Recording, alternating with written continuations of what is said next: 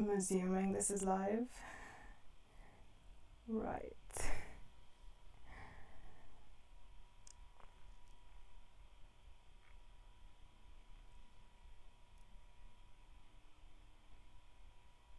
Wow. Okay. Doing things live is scary because I have completely forgotten what I'm supposed to say. Um, Actually, you know what? R-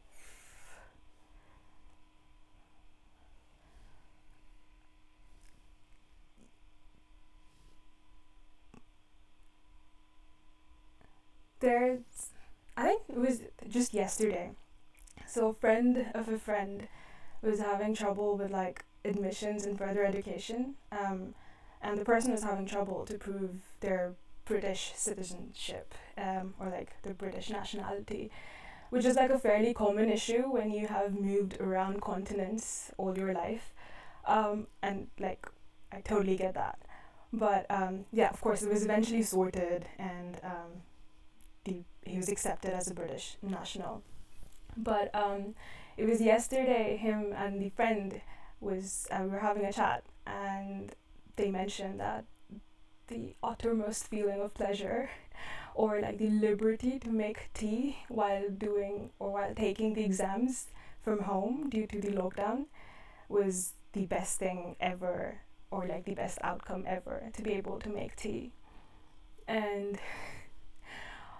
the other friend pointed out like this itself should have been like the most legitimate proof of them being British.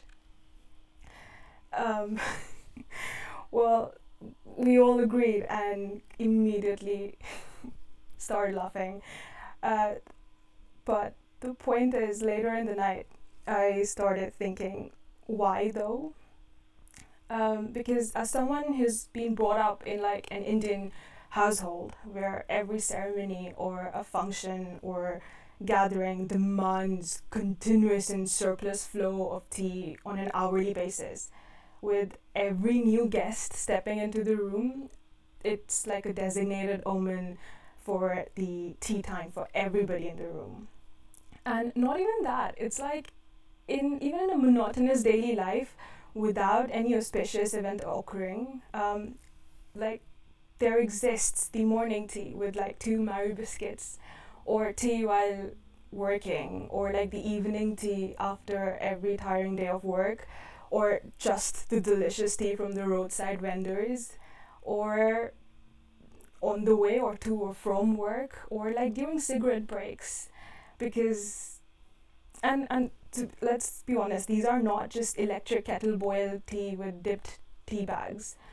It's the tea which takes time and to be properly brewed, and to be allowed to bubble up and almost overflow from the pots, and then filtered through these tea sieves, which, to be honest, have their own identity. The personalization of tea, well, that takes effort. Um, Sometimes they use ginger, sometimes they use cardamom, sometimes cloves, cinnamon, or just black tea with drops of lemon. And of course, it takes time, but when made for someone else, it takes a lot of love.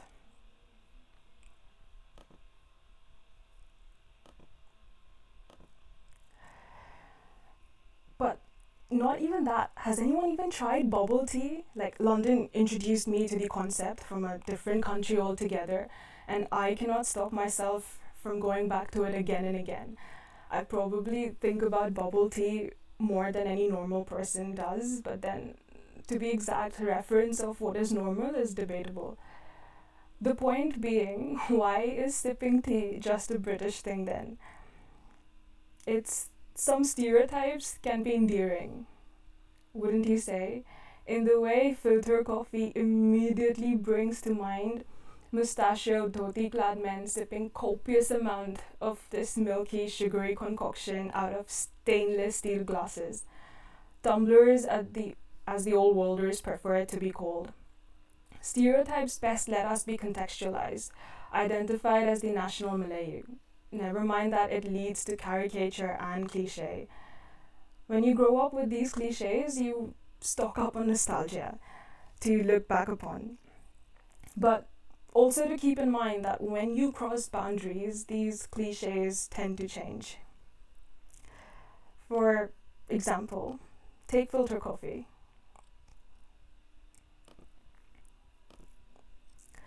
Out here, filter coffee is basically the most cheapest thing on the menu that I can find in my uni cafeteria.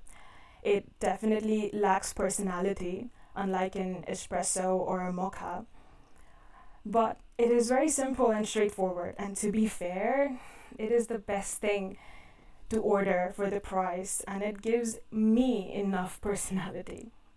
Anyway, talking about coffee. First of all, I tend to boil the milk. Do not add water. Pour and stretch it with a clever practiced flick of the wrist.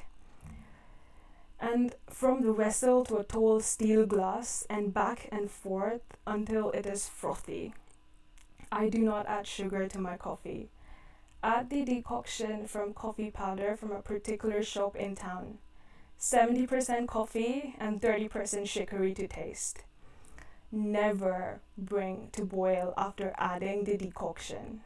Pour into a mug with a stretch of the hand again, so there is froth.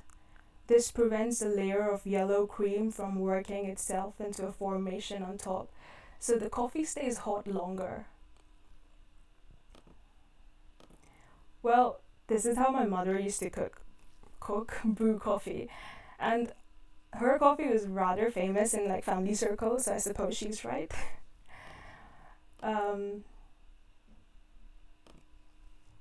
But usually I don't buy milk. But I try to make coffee like her sometimes. Sometimes there isn't just enough time or sufficient interest. Well, to stretch the milk into the glass and back to the pan and so forth.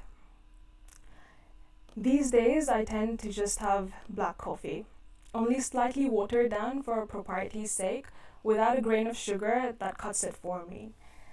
But if a faraway family visited and I served them that coffee, even if the powder was from that particular shop in town, that would probably give the assumption that I'm poor, a poor struggling writer who couldn't spring for milk and sugar, which to be honest is true.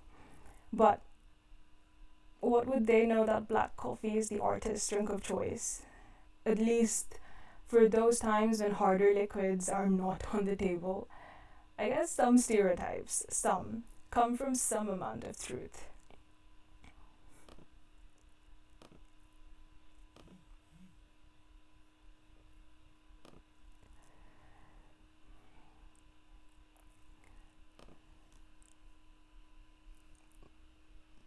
Let's talk about jaggery.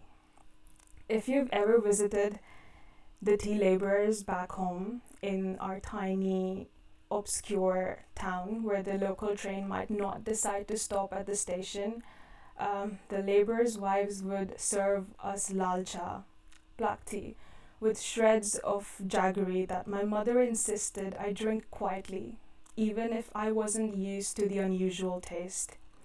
It was rude to refuse, just because we were accustomed to the taste of sugar available in our house.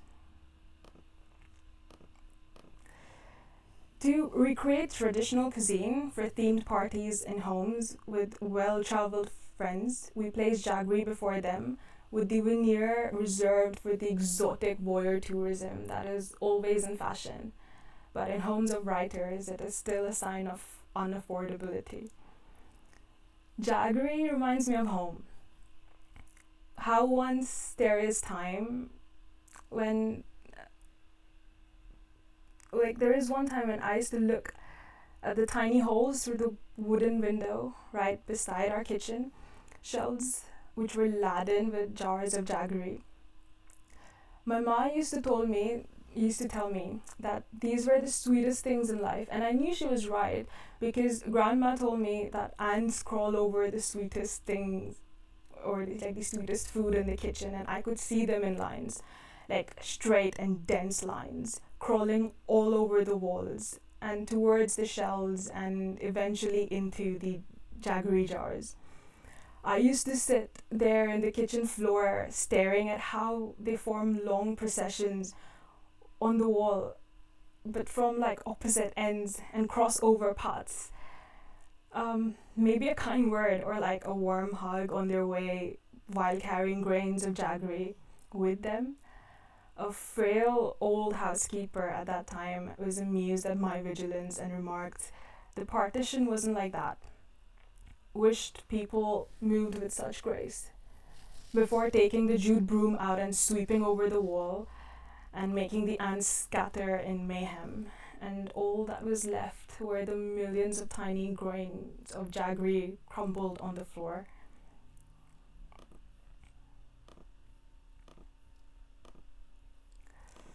We moved houses a lot, more often than the norm, I think. Everything used to get packed in neatly labeled, marked boxes, and we moved across towns and cities and states and countries and continents. And the jaggery jars moved along with us for a few times until they didn't.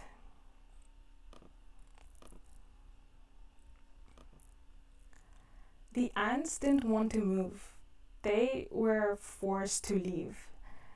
And there is a difference in that. While leaving home, at times you no longer carry around the jaggery. They are left behind as remnants of our time there. But we moved. We moved with the jaggery and also the steel round spice box that sat on the same shelf as the jaggery. The spice box is always round. Always. But sometimes aluminium and sometimes steel, often in stereotypical middle class style stainless steel. There is always another lid inside to keep the unopened plastic packets of lesser used spices, bay leaves, nutmeg, maybe cinnamon sticks. Beneath are like 7 small bowls arranged to fit in neatly, covered by this inner lid and then shut in tight by the outer lid. These bowls brew in their own smell. Mustard seeds have a bowl for themselves, so do coriander seeds and cloves, fenugreek, white lentils, black pepper, and cumin. Pale green pods of cardamom might get some space too. If they do, they will soon pucker up, open an inch, and take over the box with an intoxicating fragrance.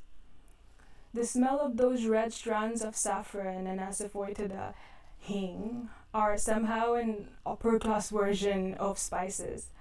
Maybe that was why Ma put them away separately. Not that the rest of the spices behaved any better. Maybe they had a pattern, because every time the box was opened, the smell of one spice would strike first for a bit second before it all became mixed and confusing again. The moment Ma started making lunch or dinner, the spice box would come out, rather ceremoniously. I would think as if they knew of their important place in the scheme of things. I couldn't be bothered by the process of cooking back then, but watching the process as if it were theatre. Food to me still sounds of the spice box. Either Ma's bangles catching the glint of the light as she brought the box out, the spluttering mustard, cantankerous and almost impatient, the angry hiss of the oil when the chilies dropped in, the cackle they all made together in the large dollop of ghee, not unlike abracadabra in another language. When I think of memories, I think of how the chilies in the angry oil, indignant at the intrusion upon themselves, nevertheless allowed fragrance that I can only describe as the smell of childhood. Like my own mistress of spices. The aftertaste of a blend of these, of shreds of coconut seeping into succulent pieces of tubers or roots or other vegetables, remind me of the performance Ma unwittingly staged every time I sat myself down in her kitchen.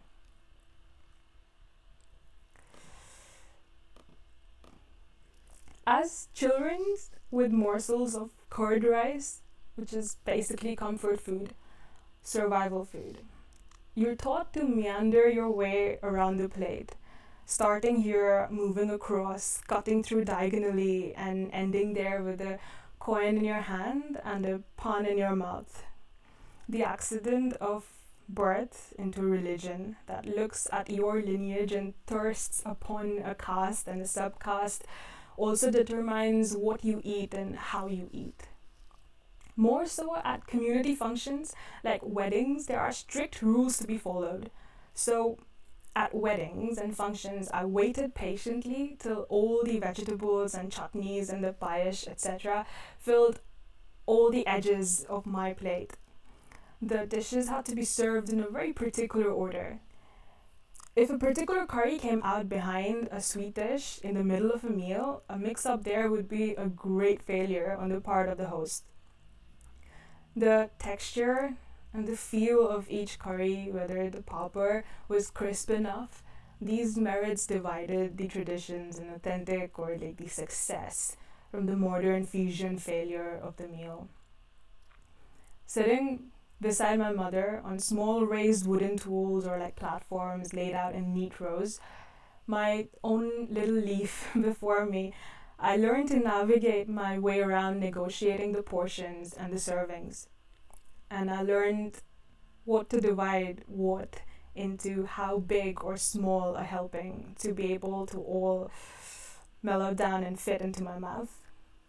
Well, food maps exist in every community with seasonal, sometimes geographical variations. This is what mine would look like. A certain part of the plantain leaf or facing in a particular way apparently, starting from like the top left, pickle, salt, a green chili, a range of vegetables prepared in different ways. On the left, a popper, a heap of pearly white rice. In the middle will be plunked. The dry vegetable fries to be eaten first with dal, and then a series of curries are served. You learn how to divide the heap of rice, taking portions to your right for each curry and adding the appropriate amount of vegetables to it. Down in the hierarchy comes the sweetmeats, ending with curd, chutney, and any sweet dish. But even though all of these functions were something to be looked forward to, there was nothing ever tasted better than what Ma prepared using her spice box. But over time, we move houses or we leave home. And some parts of the spice box would come along with us, whereas some parts always get left behind. Things which are familiar, they change when we move across borders. But even then, new aromas get added into the box. The other spices shift and haggle inside the box, but make space for everybody inside. And they embrace all the new ones that come in from different states and different countries and make new different tastes. The cupboard shelves change as well, and we get used to the new routine of having the spice box in a different space, but always in our hands reach, because it's the most used thing in our kitchen. It takes a while, but then it is just embedded in our muscle memory. Just like we jump across broken sections in the pavements on our way to or from home, but then home changes, and the skills attained over time to skip the broken pavement is no longer valid. To be extremely honest, the spice box never just ruled inside the kitchen. Ma's catalogue of traditional recipes were not limited to unusual green vegetables or meat, strange concoctions for treating cold, headaches, and other various ailments came along with the books. She grinds her spices in a stone mortar. The spices turn coarse, playing with the senses, taste, smell, touch, and the moaning rumble of stone against stone. These stones, or the sounds that these stones created, the smell, are not something any curry mix sauce packets or bottles from Co-op or something similar could ever replicate. You grow up, you leave the hearth, you enter the melting cauldron that explains the idea of a metropolis. You get your own spice box. For a while, you even take Instagram photos of the fancy places where you eat and of food that made the childhood memories of friends. But when you lose a love, or leave a job, catch a cold, or just feel absolutely hollow, you turn to your paish. The smell of the cardamom that wafts in through the back of your memory room, and you find your eyes almost moist for no reason, or for many reasons, depending on your state. You seek that place in that distant neighborhood that purports to make authentic food of your kind of food. But they lie. You can never match what the mistress of spices of your particular history makes. Even your own cooking is way better than their perpetrated authenticity. You tend to start your own secrets. You smell new smells when you reach up to the last shelf in your tiny kitchen to bring out all the arrays of spices. There are fancier glasswares now. They look better than the middle class steel, but you cannot give away the secret spice box. It's just that some secrets are not meant to be shared.